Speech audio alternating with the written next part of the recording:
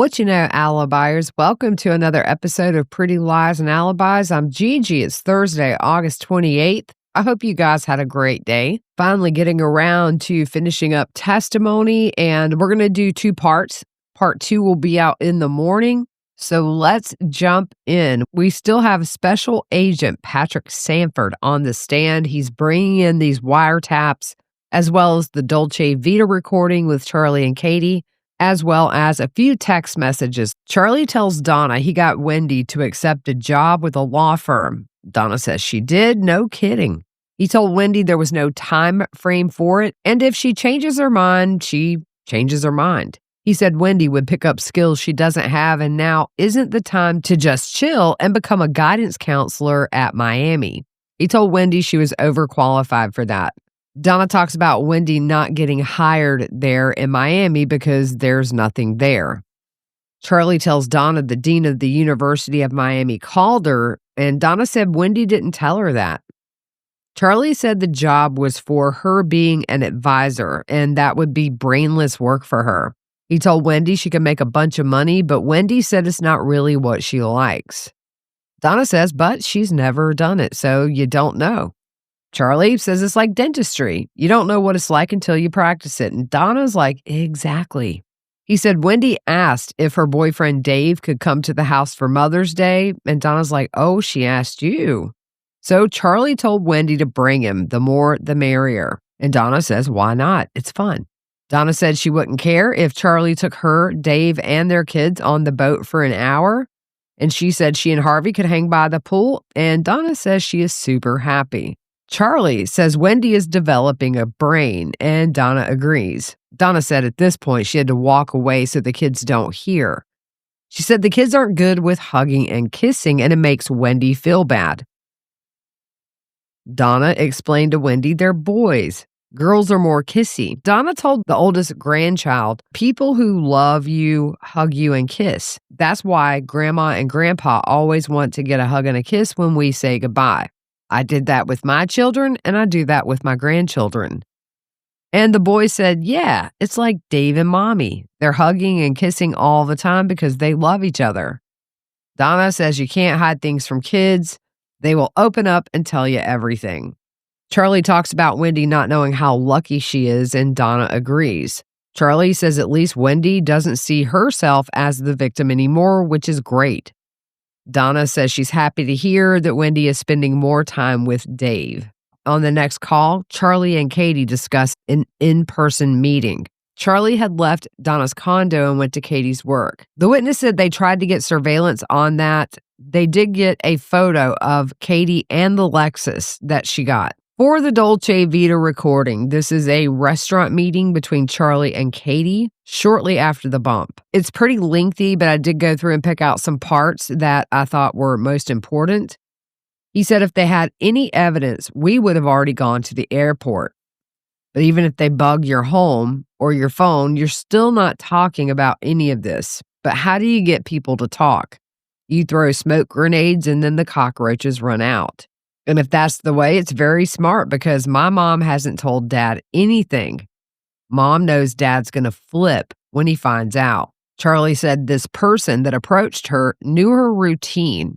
Then he talks about how he carries a gun. And Katie says she does too. Charlie said if someone comes up to me, they better be ready to shoot because I'm going to shoot them. If someone comes up to me asking for money at my house, when the police show up and there's an oral surgeon standing there with a dead gang member in the driveway, they're not going to come down too hard on me. And I'm not going to talk anyways. I don't trust them. They didn't go through the trouble to hand my mom that and go away. This is happening, and it's serious because they're going to come back. If a badge comes up to you, you tell them, have a nice day, officer. If you want to charge me, charge me. And then he says, I don't talk to cops. He talks about how things have changed a lot with there being cameras everywhere. And then Charlie says, you go to a cop and say, my brother committed this crime. And they may ask, do you know the gun that was used or did you see your brother do it? That's called secondhand knowledge, and it's not admissible. Even if he said he did it, you have to prove it. You have to put the person at the scene, and he goes through this really long scenario that I'll spare you from. Katie asks something that's not caught on the audio, but Charlie says Tudo's incarcerated now, and I know you've been helping out Katie and her family. Now Tudo's family needs your help. Mom was like, I don't know what you're talking about. And he goes, well, maybe this will refresh your memory, and handed the paper to Donna. He told her he had asked Donna about the man who she described as polite and well-spoken. Charlie asked if he acted like a thug or did he talk with a thick Spanish accent, and Donna said no. Charlie says everybody in Miami is Hispanic, so you can't tell. He says, I talked to you on the phone, and it's like talking to some Maria from West Side Story. He says you can pay $19 and find out anything about anyone online, and they'll be back. And whoever this is knows information. He says they did not mention his name, so they only know part of the story. He asked Katie, when everyone was there the next day, did any of you take any money? It's not like you're driving around in Bentleys or cruising around in a mega yacht. Katie mentioned the man being nice dressed, and then that cuts off right there. Charlie says if you go and talk to cops and you didn't witness anything, you got nothing. Then you wear a wire and get the person talking. And if you can get them to confess on wires, then you have something and you're charging them. That's a confession and an admission of guilt, but outside that, there's no evidence. Charlie loves giving scenarios, and here he goes. He said, what if you rent a car and I borrow it and I go rob a McDonald's in Orlando and I come back? But what if you were out all weekend and you didn't know I took the car? The point is, I don't have knowledge of what went on, and evidently this person is either pretending to or does, but I don't want someone paying visits to my parents. Again, he says they did not mention him specifically, but they did mention your son's ex-girlfriend. He says the direct connection is who was her boyfriend. Let's go talk to him, not waste your time talking with mom. He said it wouldn't make sense that your connection to my family is me and not my mom. He mentioned Katie working for the Adelson Institute. He said it's on the weekends, so he never sees her, but he does trust she works. Again, he says he does not want these people coming back, but if it's the cops, he says, I'm happy because I have nothing to hide. But if they're a bad guy, there's two ways to deal with it. One is to contact the Miami Beach Police Department, then they'll contact this guy and talk to him. They'll arrange for things to be set up, and then they'll bring in the SWAT team and the FBI.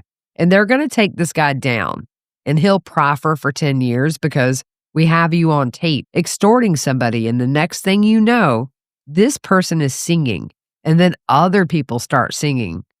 And as soon as they have him, he calls your name out. And then there's going to be police at your door, at my door, and then you're going to have the big boys flying in to see what they can come up with. And that's going to make the newspaper. Charlie says he wants to give them the money, but he doesn't want to get involved because then next Tuesday he's asking for $10,000. He tells Katie he wants her to call this person and say, I got a call from some friends who said you mentioned my name, and they want to go to the police because they had nothing to do with what you're talking about. And the name of who is incarcerated sounds familiar, so I'm going to give you something as charity to help the less fortunate, but do not contact these people again or they're going to the police. Little does Charlie know at this point. Let them know you had to do everything in the world to prevent these people from going to the police because they don't know anything and I don't know anything. He tells her to say, I was just called at 5:30 and I'm shaking over this. They're scared. I told them, let me. We're going to try to help these people, but that's it. Don't use anything other than the words help and charity. He says, if it's the police, they effed up because they can't take the money. They wouldn't even come to meet you. He then love bombs Katie and says he would go to the moon and back for her. And then he reminds her, he's the kind of person that will ask, isn't your son's birthday coming up? I got you. I'm the one who's like, I'll sell you the Lexus for a very good price because I know you're having car problems. He says there's no way Donna is going to call this guy and giving somebody money is not an admission of guilt. Charlie says maybe he didn't want to scare Donna, and he didn't, but just his presence gave Donna diarrhea all night long, and she hasn't been eating, but she's been up since 2 o'clock in the morning with diarrhea. How do you think that feels with my mom at 65 years old, up since 2 in the morning with effing diarrhea? Charlie says he's going to give her a bag with the cash in it. The next call is between Charlie and Donna. She says she's watching the boys at the tennis clinic and they're having a wonderful time. She asked about his day and he said it's good. He is going to grab coffee with a friend. The next call, Charlie said he met the friend for coffee to talk about relationship advice. Donna says she may come see him tomorrow at his office or another office so he can talk to her more. He says he gave the friend good advice and she is sleeping on it. Charlie said relationships aren't easy and Donna agrees. But he tells Donna without a doubt everything is fine. He could talk to her more and says if you want, you can always come down to the office as well, but you're hanging out with Dad tomorrow, right? Donna says yes, they are going to be doing a lot of cooking and getting ready for Passover. Charlie tells Donna he's going to bring 10 lobsters. He also says that Wendy's boyfriend, Dave, will not have his kids there, so it would just be Wendy's boys. And then he just mentions that his current girlfriend, June, is trying out as a cheerleader or dancer for the Miami Dolphins. In another call, Charlie tells Donna that his friend is coming to meet with him tomorrow and sleep on some stuff, and then she'll come tell him how it works. Donna says, do you think she'll be okay if everything works good for her? Charlie says, yeah, like I was explaining to you with relationships. It'll go one of two ways. He also mentioned that she hopes Harvey has a good day at the office because he works long days and needs sleep. Charlie tells Donna not to worry about absolutely nothing. And Donna says, really? And he says, yeah, I'm telling you, I wouldn't. Donna says, if your theory is correct, that'll be good, but we don't know that. Charlie says, you have to realize something. It does them no good at the end of the day. There's nothing they're going to gain. And Charlie says it's not like you've threatened or hurt anybody. He says the thing is, they're not hiding who they are. Donna said that's why her thoughts were different. Charlie says the whole thing is weird and Donna agrees. He says this is the kind of thing that could be traced. They could be easily caught and they'll easily have charges put against them for extorting people. And that's like up to 10 years. Charlie says it could be a lot worse, so let me reference it to you like that. The next day, April 21st, 2016, a call between Sigfredo and Katie. They spend half the call just bickering back and forth, but the meat of it is that Katie tells him he's effing her over. You're going to tell me I'm going to make a phone call. Are you? Sigfredo says he's not making that effing phone call. They go back to bickering. And he says he's going to take care of the effing problem. Katie says, what are you going to take care of? You don't discuss anything with me. And Sigfredo says, the less you know, the better. So he tells her to just stop talking on the phone. And that's the end of the call. Another call with the two of them. This call's kind of funny, actually, because if you listen to it, Sigfredo is so confused. But she says that you have to pay for Ethan's clothes. The balance is $65.70, and I wrote down the amount you're supposed to put. He's like, you can't pay for it? She's like, I'm not sure if it's 6057 or 6570. And by the way, the last 4 digits of the cell phone number on the bump paper was 6570. So she's trying to tell him the last 4 of the number he needs to call, and Sigfredo's like, I don't get it.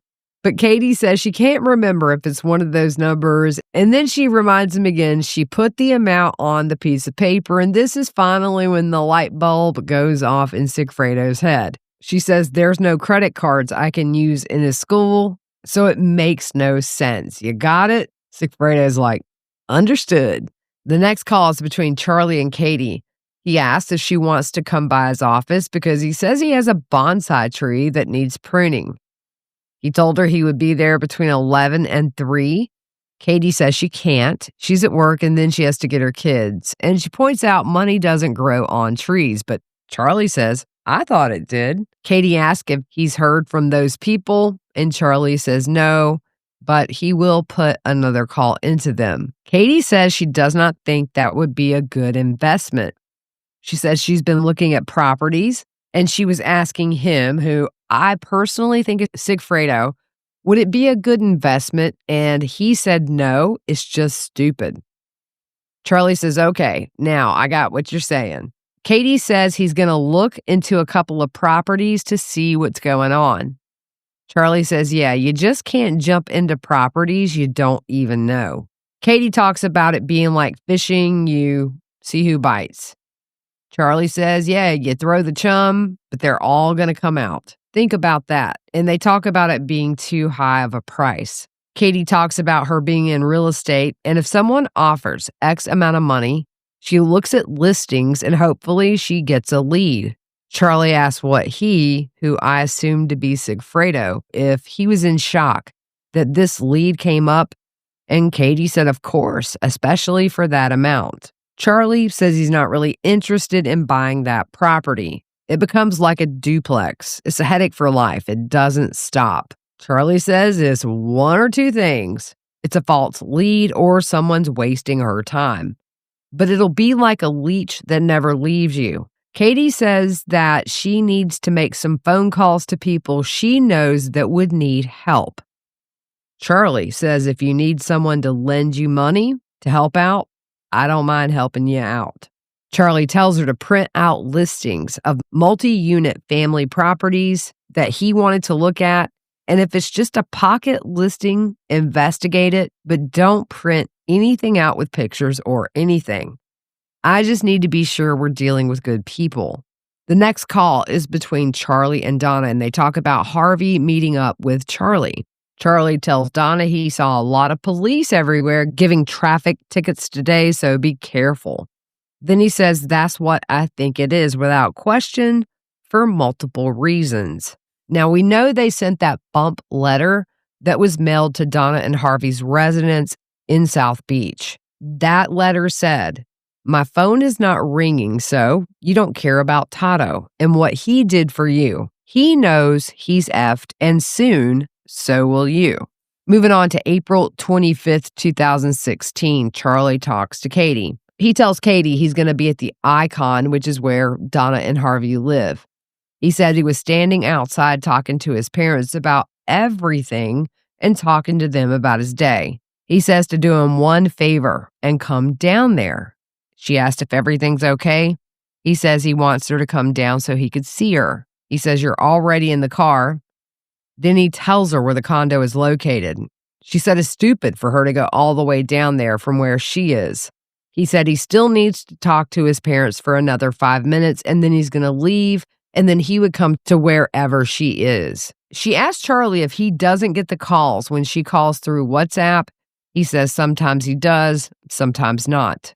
There's another call with Katie just a short time later. She's not sure where she parked, but she says there's a group of people in red shirts. And Charlie tells her he is standing by a boat in his scrubs. Then she sees him. They meet in person, but law enforcement did not know they were meeting up, so there was no surveillance of that. There's a call after they meet up from Charlie to Donna, and she asked where he is. He says he's getting into his car. He asks her if she's still at Wendy's, and then asks if she can talk. He asks if she wants him to drive by Wendy's, and she says yes. Drive by, and Dad will go downstairs and meet you. Charlie said, okay, I'll drive by. She tells him to meet Harvey at the gate. She asks if he actually wants to come in, and he says no. She says, well, instead of going through the gate, make a U-turn, and there is a little park on the side street, and that's where Harvey will meet him. She asked Charlie, if Wendy does come home, are you going to say that you were in the area? And he says yes. Donna says, then I'll say I just went down to say hello. In the background, Harvey says he needs the car keys, and then Donna says that Harvey will drive back and wait for Wendy. Donna says, I'll meet you downstairs by the green awning. The next call between Charlie and his girlfriend, June. She's already testified at this trial. Charlie said he tried to call her 10 minutes ago, and she's like, it's fine. She'll just talk to him later. He tells her that he has a bunch of things with the office going on that he's trying to sort out. He said, it's just become a bigger deal than I thought, so keep your phone with you. The next call is between Sigfredo and Katie. She said she needed to talk to him about some things, and he says he doesn't know what she wants to talk to him about. The previous call cut off, so after that, they text. The text says, need to talk to you about something. Sigfredo says, whatever is going on with you and your homie is your business. Y'all work it out. Don't text me. The next set of communications are related to the bump letter that was sent to Donna and Harvey's. The call is between Charlie and Donna. He asked if she feels better about what he told her last night, and she says, significantly. Charlie said it makes 1,000% sense, and Donna says, I know it does. She asked if he thinks today those sort of things will get taken care of, and he says, oh yeah. Donna says, well, once they are, would you let me know? Charlie says the more he thinks about the letter, when someone writes down, you don't care, you know what it sounds like? A girl. That's exactly how they sound. Donna asked Charlie, have you ever gotten a note from a girl or a girl saying to you, you don't care? Charlie says that's the first thing they say. He says, guess what? I don't care about anyone I've never met. Charlie says he actually knows how these things are done, and it's not like this. Charlie says it's 48 hours, and Donna says yes, just enough time. Another call, Donna and Charlie. Donna asked Charlie if he checked the phone number she gave him last night. He tells her yes, everything's fine, and then he asks about Harvey. Donna says he's not feeling well because he didn't go to sleep until 5:30 in the morning. She got up an hour later at 6:30, and Harvey looked at her and said, I can't. So she goes through how he rescheduled appointments. She can't remember a night he didn't go to sleep until that late. And he told her he can't function like this. Charlie asks, did you tell him what I told you yesterday? Donna says, yeah, it sounds like it'll be fine.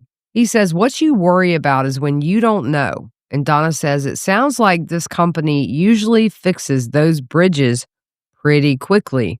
So they should be. And then Charlie interrupts and says, stop with the effing nonsense, because I really don't want to come down there anymore.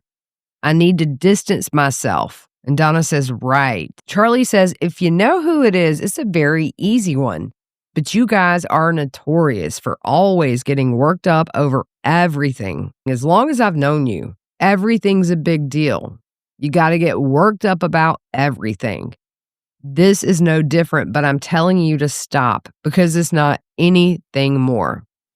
And Donna says, okay. He tells Donna, you didn't do anything wrong. Somebody's fishing. Let them fish. They know you don't have nothing to do with anything. Donna says, as long as you tell me this is being taken care of, I'm fine. Charlie says, as best I know, it's being taken care of. He goes back, you get yourself all worked up and all effing crazy, and it has to stop. Donna says, okay, well, I just had to talk to you, didn't I? I mean, was it that important that I contact you? Charlie says, but you were like, Dad's not going to work today. And Donna says, well, he said he was after we spoke last night, and then he never went to bed. So that was the problem. Charlie tells Donna she is getting a little better in time, but she got Harvey all worked up. Donna says, I'm trying. I'm not a kid. And then she says, I mean, you probably watch too many movies. Charlie says, it's not like we'll get one of them and then the other will just start paying. It's the stupidest thing I've ever heard. It doesn't work like that. And Donna's like, I know. You told me all this yesterday. I know. I understand what you said, and I got it. I got it. He says there's nothing to be concerned about. Everything is so traceable, especially with electronics. And the other thing, Charlie says, I'll let you in on a little secret. If someone doesn't want you to know what they look like, they wear a hat. They wear glasses. They put on a beard from a $5 costume store. You can go buy an Abraham Lincoln beard and put that on. You would wear gloves and a hat like everybody else on South Beach because it's really sunny outside. You didn't do anything to anybody. They're not going to go through the amount of planning and stress and logistics and risk because some things generally have happened. There's nothing you have to worry about. This is being looked into, And Donna said it was important enough that she needed to speak with him. And Charlie says, yes, I spent my whole effing night down there last night. Donna's like, I get it. I just want you to go home and have some peace tonight. So that's where we end. All right. Hope you guys have a good rest of your morning at this point, and we will see you soon.